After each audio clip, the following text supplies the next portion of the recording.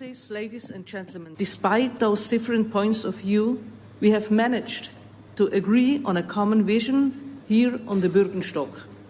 We have set out that vision in the Bürgenstock communiqué. Herewith we are sending a clear signal to the people of Ukraine and to all those directly affected by the consequences of the war. A large part of the international community has the desire to bring change. Any use of nuclear energy and nuclear installations must be safe, secured, safeguarded, and environmentally sound.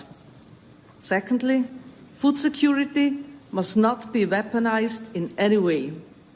Attacks on merchant ships in ports and along the entire route, as well as against civilian ports and civilian port infrastructures, are unacceptable.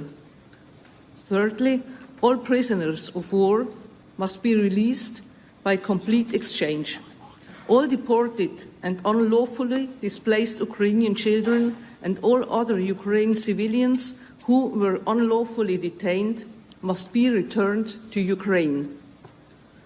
One key question remains: how and when can Russia be included in the process? We have heard it in many of your statements. A lasting solution must involve both parties. Excellencies, ladies and gentlemen, the discussions over the past 2 days have shown that there are different points of view. All the more important is our understanding that the path towards peace in Ukraine must be pursued on the basis of international law and, in particular, the United Nations Charter.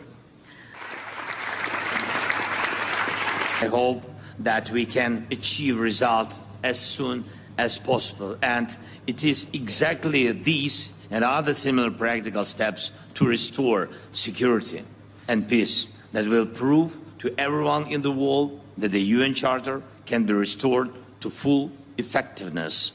All the principles and purposes of the UN Charter. With what we heard from President Putin as he laid out his vision for peace a couple of days ago, where he said, not only does Ukraine have to give up the territory Russia currently occupies, but Ukraine has to leave additional sovereign Ukrainian territory before Russia will negotiate. And Ukraine must disarm so that it is vulnerable to future Russian aggression down the road. No responsible nation can say that is a reasonable basis for peace. It defies the UN Charter, it defies basic morality, it defies basic common sense.